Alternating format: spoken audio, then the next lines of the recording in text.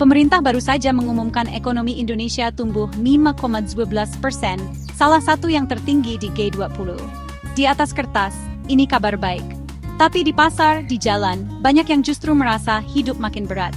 Harga kebutuhan pokok naik, pekerjaan layak makin sulit dicari. Jika ekonomi tumbuh pesat, mengapa banyak orang tak merasakan manfaatnya? Inilah yang disebut anomali data makro positif. Tapi realita di lapangan tak sejalan. Pertumbuhan tinggi seharusnya berarti lebih banyak lapangan kerja dan kesejahteraan. Tapi kenyataannya tak semua merasakan. Ada ketidakseimbangan dalam mesin ekonomi kita. Beberapa sektor melaju, lainnya tertinggal. Akibatnya, manfaat pertumbuhan hanya dinikmati segelintir kelompok. Kita perlu membongkar angka ini, apa yang jadi motor penggerak, dan siapa yang benar-benar merasakan manfaatnya. Mari kita telusuri lebih jauh. Mengapa anomali ini bisa terjadi?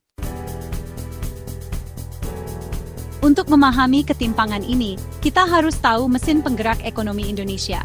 Mesin pertama, hilirisasi dan investasi, terutama sektor sumber daya alam seperti nikel, menarik investasi asing, membangun smelter dan mendongkrak ekspor.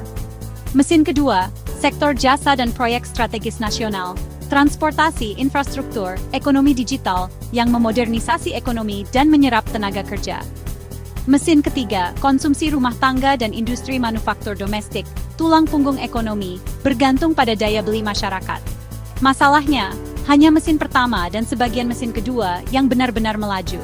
Hilirisasi dan investasi terkonsentrasi di wilayah tertentu, sementara konsumsi rumah tangga dan manufaktur justru melambat. Daya beli masyarakat menurun, konsumsi lesu.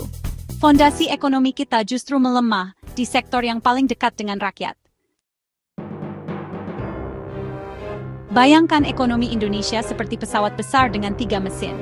Mesin kanan hilirisasi dan investasi, menyala terang. Mesin kiri sektor jasa, kekuatannya sedang. Mesin utama di badan pesawat konsumsi domestik, justru melemah.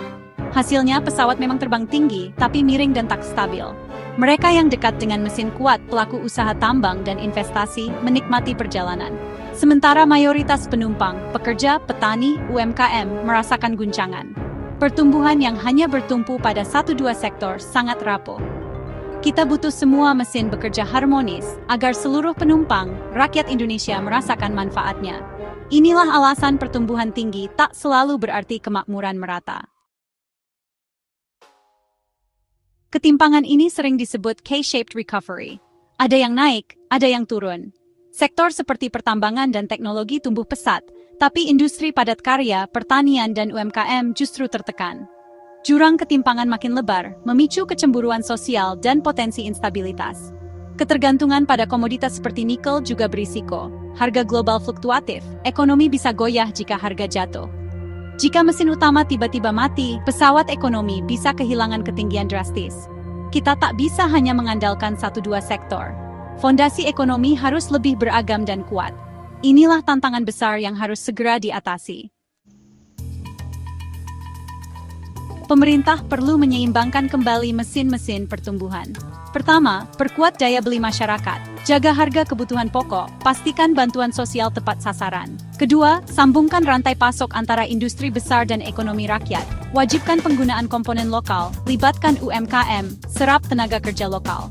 Ketiga, lakukan diversifikasi ekonomi. Kembangkan manufaktur ekspor, agribisnis modern, dan pariwisata berkualitas. Diversifikasi membuat ekonomi lebih tangguh dan inklusif. Fokus bukan sekadar mengejar angka pertumbuhan, tapi menciptakan pertumbuhan berkualitas. Pertumbuhan berkualitas itu inklusif, stabil, dan berkelanjutan. Ini pekerjaan besar, tapi mutlak dilakukan agar ekonomi Indonesia terbang tinggi dan stabil. Semua mesin harus menyala serempak. Hanya dengan begitu, pertumbuhan ekonomi benar-benar bermakna untuk semua. Angka pertumbuhan tinggi patut diapresiasi, tapi jangan sampai menutupi realita ketimpangan. Tujuan pembangunan bukan sekadar statistik, tapi keadilan sosial bagi seluruh rakyat. Pertumbuhan ekonomi harus jadi alat untuk menciptakan lapangan kerja, menekan kemiskinan, dan meningkatkan kualitas hidup. Narasi pembangunan harus berubah, bukan seberapa cepat kita tumbuh, tapi siapa saja yang ikut tumbuh bersama. 3 langkah utama: perkuat daya beli, sambungkan rantai pasok, dan diversifikasi ekonomi adalah kunci awal. Masa depan ekonomi Indonesia ada di tangan kita bersama. Mari kawal kebijakan, dorong perubahan, dan pastikan pertumbuhan ekonomi bermuara pada kesejahteraan yang adil dan merata. Pastikan antara pulau-pulau terhubung dengan baik. Pastikan ramalan cuaca yang baik agar tol laut bisa terakselerasi. Pastikan kapal-kapal laut dengan teknologi yang baik agar bisa menahan guncangan ombak tinggi akibat perubahan iklim. Hanya dengan cara itu, pertumbuhan ekonomi benar-benar menjadi milik seluruh rakyat Indonesia.